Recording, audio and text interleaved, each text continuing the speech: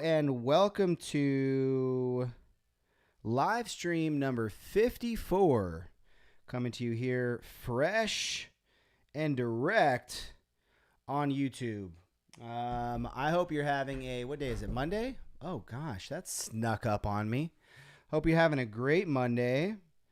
And we've got the questions and comments pulled up here, so feel free to drop a question or a comment in the live chat. First up, what are we talking about today? We are talking about, well, I made some tweaks to my setup, by the way. You can finally see this in the background. Quick shout out. Probably going to knock over my whole setup. This is my framed tweet of my first reply from Gary Vee. So I got this a little while ago. And anyways, that's all I have to say about that. That was very exciting. I'm very excited. See if I can get this up without knocking everything over. I'm very excited to finally have some of my backdrop visible with this new setup, but I'm not sure if I like it, so I'm probably going to change it all very, very soon.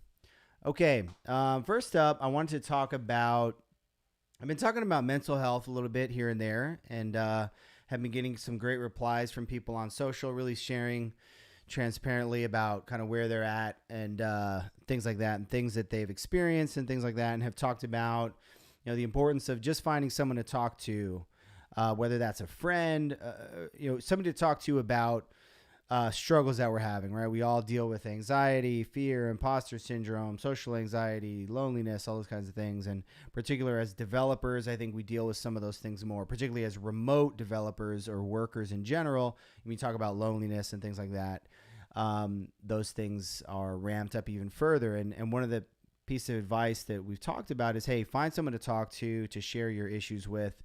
And one thing that my buddy Willem brought up was the difference between talking to a professional, like talking to a therapist, versus talking to friends.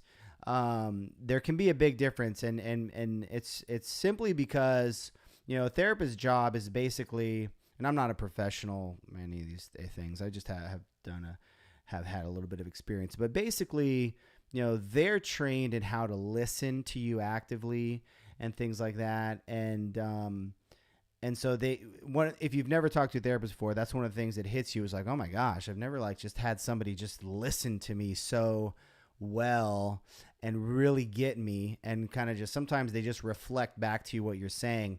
And one of the differences between talking to somebody like that and talking to a friend is that, you know, our friends and us ourselves a lot of times are not very good listeners. So unfortunately, so a lot of times, you know, people will be very quick to give you advice coming from their own biases and things like that. So you start sharing with somebody and they go, oh, you should do this, you should do that. And so that's a very big difference between talking to friends generally and talking to, somebody that's trained in just how to listen really well. And so sometimes, you know, friends don't always give the best advice, right? So that's just one of the things to be mindful of. And if you are experiencing that, you know, maybe give it a shot. You know, maybe give a therapist a shot. Okay, that's all I had to say about that. And next up in the program, I need something visually to differentiate my topic switches for post-production. But all right, so I posted a meme the other day related to when you're building a PWA and you run into missing API endpoints, which is a pain point I've heard now a handful of times from people that are building PWAs, because, you know, some of the frameworks that people are working with, you know, not all of the API endpoints are in place and stuff like that. So you can run into a situation where, like, oh man, I got to build this, but it's not ready yet. And I think that's a common pain point people are running into. Actually, I'm going to switch up the order here a little bit on the fly. Yeah, so so that's definitely a pain point people are hitting, and and a lot of people responded to that meme. I posted a meme of a of a person riding a bike off a ramp and then failing to do it. Anyways, so that's definitely a pain point. Also, I think there's a business opportunity here. I was thinking for a nice niche business for somebody to simply work on API endpoints for PWAs. So, in other words, if you as a backend developer want to specifically say, listen, the offering that we're going to offer is to build out custom API endpoints. So let's say you're building a PWA and you're stuck because the platform doesn't support some particular API endpoint. Or the API coverage is missing something critical that you need. I think that's a great, anytime there's a frustration in an ecosystem, that's an opportunity. Flip the two sides of the same coin. So the opportunity is you could go in there and you could say, hey, we build out API endpoints to help you finish your projects. You could reach out to all the agencies that are building PWAs, and they'd be like, holy cow, that's awesome. Now, of course, the agencies themselves can build these API endpoints themselves, and that's probably a big part of what they're doing.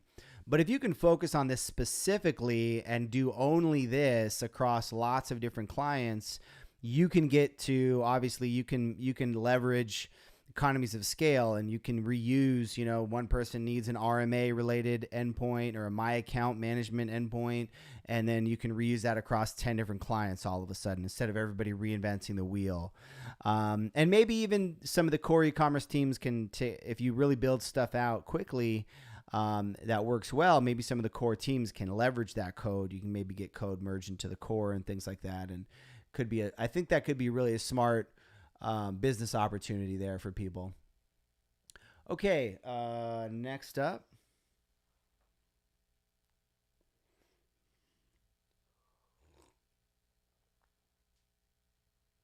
I'm still not super comfortable with this setup, but feeling it out. Next up, I got a question from, I posted some content related to networking at conferences, and I got a clarification question here from Scott, which I thought was really good one to respond to, which was, my difficulty with this at conferences is figuring out whom to talk to. I don't feel awkward in conversation once engaged, but unless the other person is just completely doing nothing, which is rare, I have a hard time starting a conversation,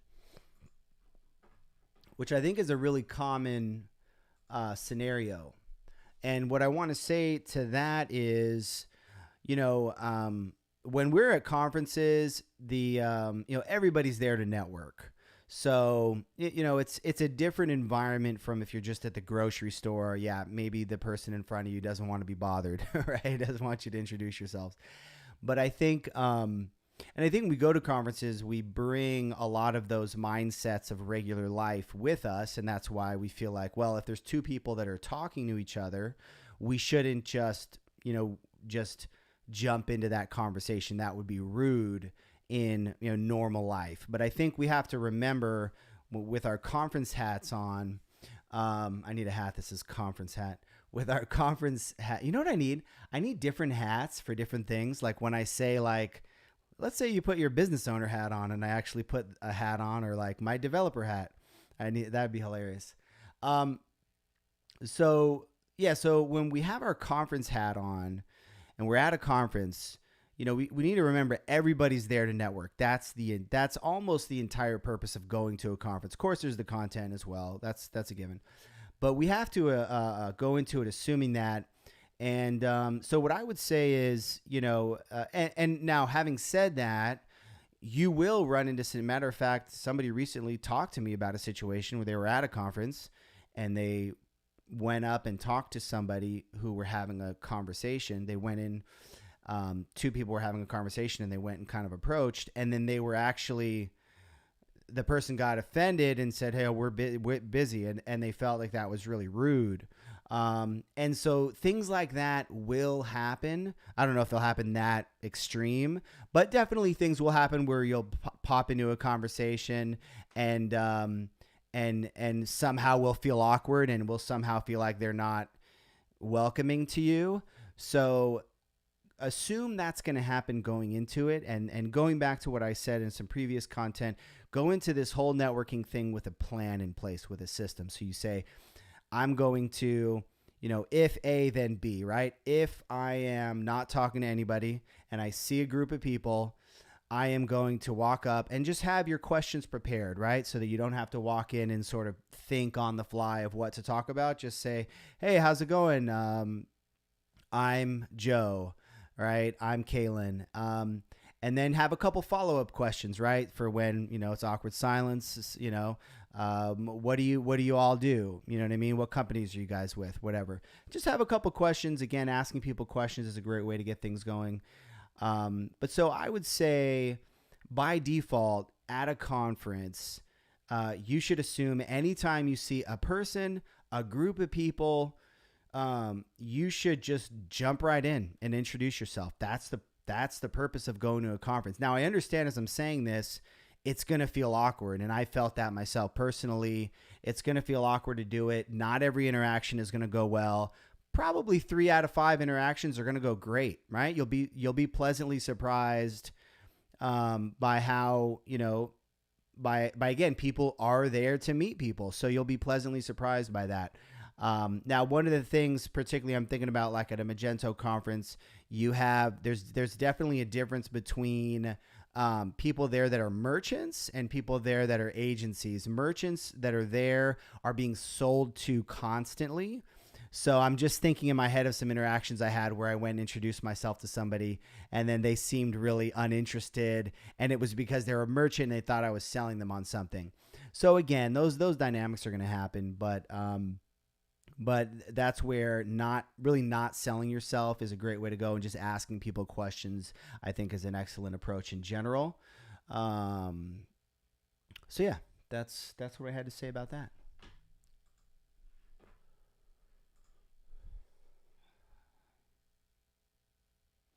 Next up.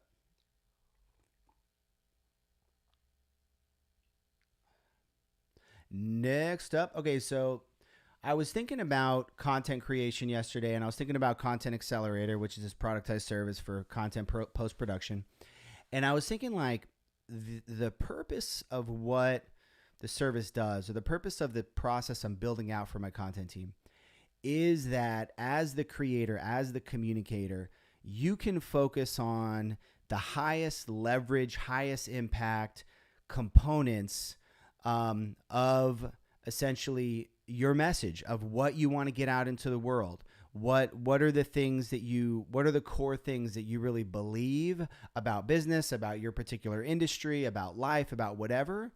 And it's all about giving you a way to focus on that, and then everything else is handled for you, right? So you produce, let's say, video on a regular basis, and then we take that, we turn that into various types of content. And I'm working on more diversity of content types. But so we turn that into written content, we turn that into quotes, we turn that into video clips, we turn that into YouTube videos, we turn that into meme clips, right? We turn that into questions, polls, surveys, right? So like the idea is you as the creator focus on the highest impact, highest leverage stuff, which is refining your message, communicating that message and iterating on it, right? As a communicator, as you put out video on a regular basis, you're improving those things, you're iterating on those ideas, you're coming at things from different angles. And that's really like the highest leverage thing for you to do as a communicator, as a content creator. And then everything else is handled for you, so you don't get sort of stuck in the weeds of like, oh, how should I format this thing, and how long should this video clip be? Like it just occurred to me that's kind of the core of what this idea is, really, and I think it's a cool idea. So yeah, so if that's something you're interested in, check us out at contentaccelerator.io. All right. Next up, keep iterating. So this is a phrase that keeps reoccurring to me. This is in the context of building a product, building a business, really building anything, creating content. And I want to do a hat that says keep iterating, because it's just something I believe in so much. Basically whatever it is you're working on, you just got to keep iterating on it. And particularly you're building a product, you just have to keep iterating. It's not going to be perfect at first. You got to get that V1 out the door. I'm loving the stuff that I'm seeing from my buddy who's working on Store Recon, which is order management for Shopify, and I'm loving seeing his quick iteration on it. You just it's so much of the time we get stuck on it has to be perfect, it has to be right. I want it to be right. I want it to be good enough, and it's never perfect out the gate. Put it out there, put it into the world. You're going to get feedback from real world people. And then you have the opportunity to keep iterating on it, keep improving it, responding to feedback, responding to, what the world is telling you about this product, iterating on new ideas that you have yourself about the product and the industry and what clients need and things like that. So if you're building something, keep iterating. Once you stop iterating, product's going to eventually go downhill. And that's something I struggle with myself personally a lot of times. If I build something, there's this phase where I'm iterating, I'm excited, I'm building. And then I get into that maintenance phase and I get a little stuck. And I'm working on getting myself unstuck from that phase, because if you're not iterating, you're kind of dying, right? It's a variation on if you're not growing, you're dying, which is a commonly accepted piece of wisdom. So that's all I have for you today. I hope you have a fantastic Monday and a great week, and I will see you tomorrow. You know what I'm saying?